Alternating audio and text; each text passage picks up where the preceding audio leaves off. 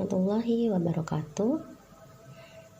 Hari ini materi yang akan kita bahas yaitu tentang apa itu kimia hijau atau dikenal dengan istilah green chemistry. Adapun pokok pembahasan pada materi kimia hijau antara lain yang pertama, pengertian kimia hijau, yang kedua, prinsip kimia hijau, ketiga, contoh penerapan kimia hijau, dan terakhir, kuis atau latihan.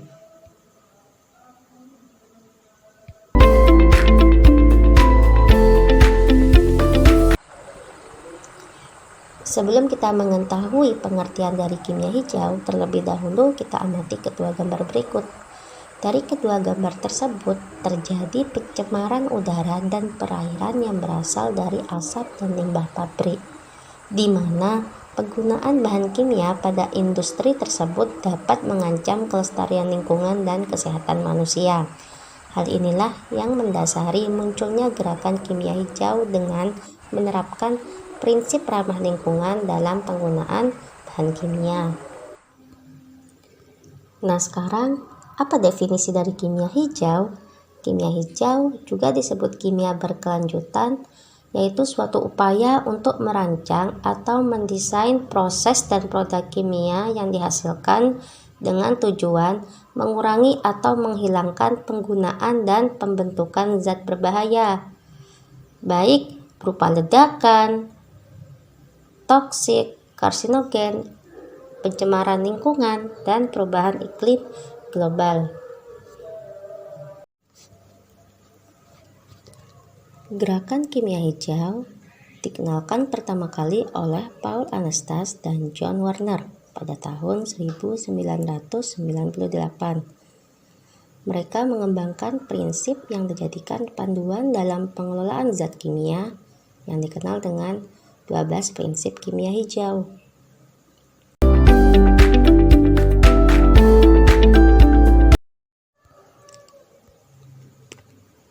Yang pertama yaitu pencegahan limbah.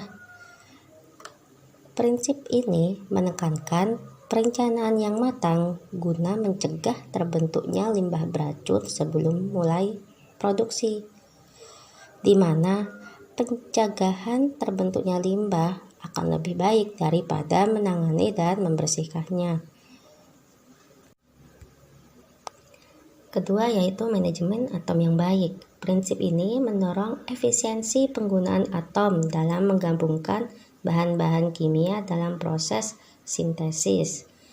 Tujuannya adalah mengurangi limbah hingga level molekul dengan memaksimalkan jumlah atom dari semua fraksi dalam proses produksi.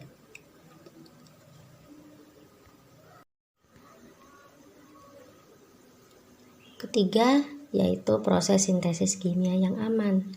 Perancangan metode sintesis atau proses pembentukan suatu produk kimia untuk menghindari penggunaan atau menghasilkan zat-zat beracun yang berbahaya bagi manusia dan lingkungan dengan cara meminimalkan bahaya terhadap orang yang menggunakan bahan kimia tersebut. Keempat, yaitu merancang bahan kimia yang lebih aman. Produk kimia yang dihasilkan harus dirancang untuk mempengaruhi atau memberikan fungsi yang diinginkan dan meminimalkan tingkat toksisitasnya terhadap lingkungan sekitar.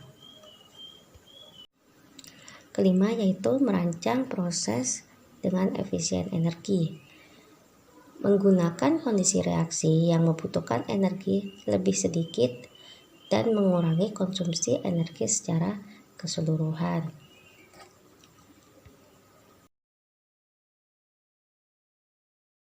Keenam, yaitu mengurangi produk turunan yang tidak perlu dan memfokuskan terhadap produk yang diinginkan. Hal ini bertujuan agar nantinya dapat meminimalisir pembentukan limbah yang dihasilkan. Ketujuh, yaitu menggunakan prosedur yang aman untuk mencegah kecelakaan. Semua prosedur dari pembuatan produk disarankan harus aman dan dapat mencegah terjadinya kecelakaan, baik pada proses produksi maupun setelah selesai diproduksi. 8. Yaitu pencegahan polusi secara real time. Artinya, melakukan monitoring secara langsung terhadap semua proses dari awal sampai akhir produksi, dengan tujuan dapat mencegah atau meminimalisir timbulnya limbah dan polusi yang dihasilkan dari produksi tersebut. 9. Yaitu desain produk yang mudah terurai. Produk-produk berbahan kimia haruslah dirancang untuk bisa mudah terdegradasi menjadi limbah yang tidak berbahaya.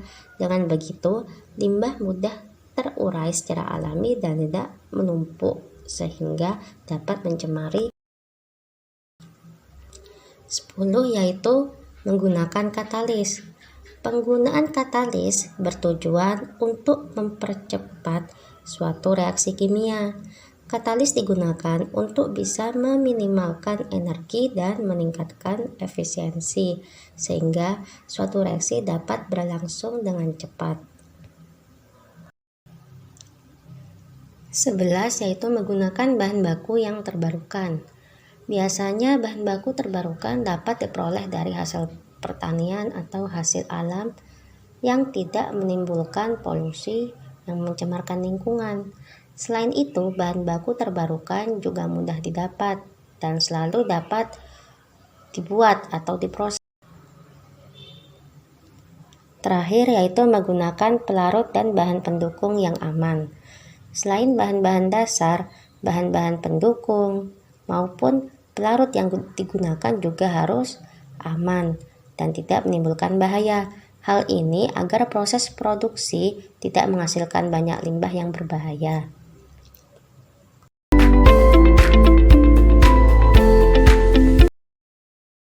Contoh penerapan prinsip kimia hijau yang pertama yaitu di bidang dry cleaning.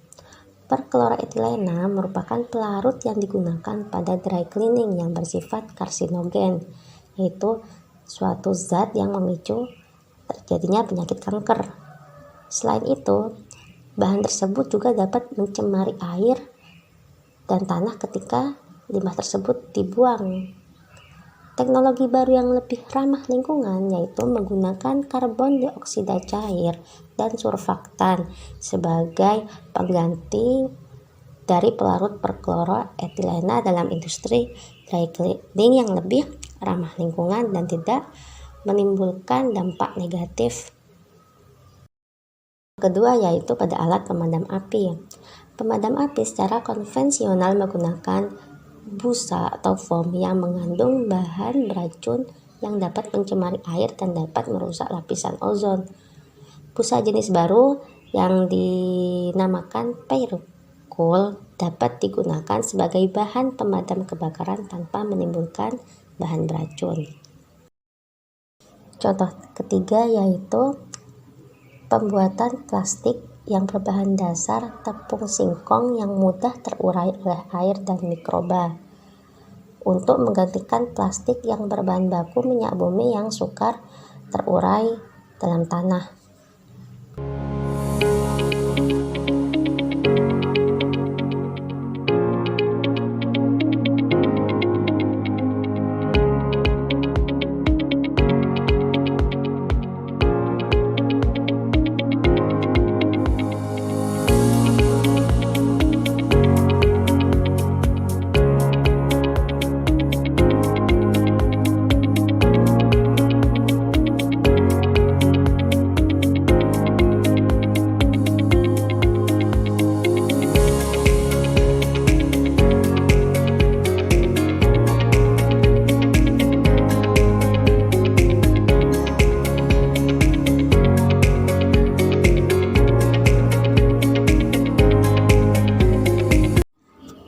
Sekian materi kimia hijau kali ini, semoga bermanfaat. Assalamualaikum warahmatullahi wabarakatuh.